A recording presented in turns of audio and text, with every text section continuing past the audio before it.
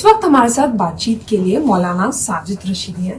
Sir, आपका एक जो बयान है वो बहुत ज़्यादा जो है चर्चा का विषय बन गया है, उसको महिला विरोधी बयान कहा जा रहा है और आपत्तिजनक भी बताया जा रहा है। इस बयान को आप कैसे देख रहे हैं और एफआईआर भी दर्ज हुए हैं?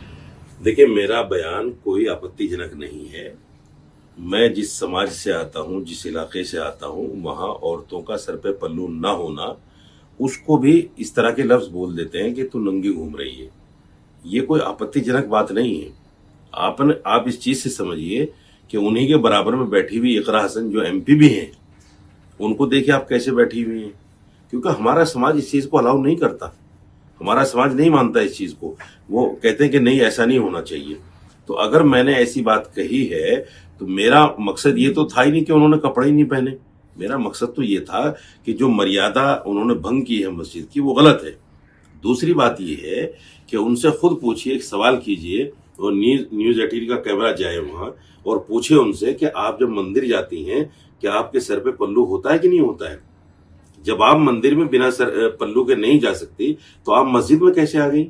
ये कैसे हिम्मत हो गई आपकी कि मस्जिद की मर्यादा को तार तार कर दिया आपने? तीसरी बात ये है, वो कहते हैं, अखिलेश यादव कहते हैं कि हम तो मस्जिद विजिट करने गए थे। विजिट का मतलब बैठकर चाय नाश्ता थोड़ा ही है। आप वहां मस्जिद को देखते और देखने के बाद फिर इमाम साहब का जो हुजरा है बराबर में, वहां बैठते, वो भी 5 स्टार से कम नहीं है। वहां बैठकर आप सियासी चर्चाएं करते, लेकिन आपने मस्जिद में बैठकर चाय नाश्ता भी किया है। तो ये सब मस्जिद की मर्यादाओं को बालाए ताक रखकर इस तरह की बातें की गई हैं। मेरा बयान बिल्कुल कोई गलत बयान नहीं। आप कह रहे हैं मर्यादा की बात आप रख रहे हैं, लेकिन ये भी कहा जा रहा है कि आप भी मर्यादा में रहकर ये बात कर सकते थे। इस पर बहुत जो लोग हैं, बीजेपी के जो नेता हैं, वो भी अपनी प्रतिक्रिया ऐसे जता रहे हैं कि ये एक महिला विरोधी बयान है। तो इस पर आप क्या कहेंगे? ये कहा जा रहा है कि अच्छे शब्दों का भी चयन कर इस बात को रखा जा सकता था। इससे अच्छे शब्द क्या हो सकते थे? नंगे सर मैंने बोल दिया तो क्या बुरा बोल दिया? ये इससे अच्छा शब्द क्या बोलता मैं? आपको लगता है कि अगर माफी की मांग रखी जाए तो क्या आप डिम्पल यादव से माफी मांगेंगे? नहीं, मैं जब माफी मांगूंगा जब डिम्पल यादव ये स्पष्टीकरण दे दें टीवी पर आकर कि मैं मंदिर में भी बिना पल्लू के, और जिस अवस्था में आप मस्जिद में बैठी हुई थी उसी अवस्था में मैं मंदिर में भी जाती हूँ। मतलब जब वो आपके जवाब का बयान देंगी तब जब वो बयान दे देंगी तो मैं ठीक है, फिर मैं माफी मांग लूंगा। सवाल ये है कि जब मंदिर में बिना पल्लू के नहीं जा सकती, जिस अवस्था में मस्जिद में थी उसमें नहीं जा सकती, तो फिर मैं किस चीज का माफी मांगू?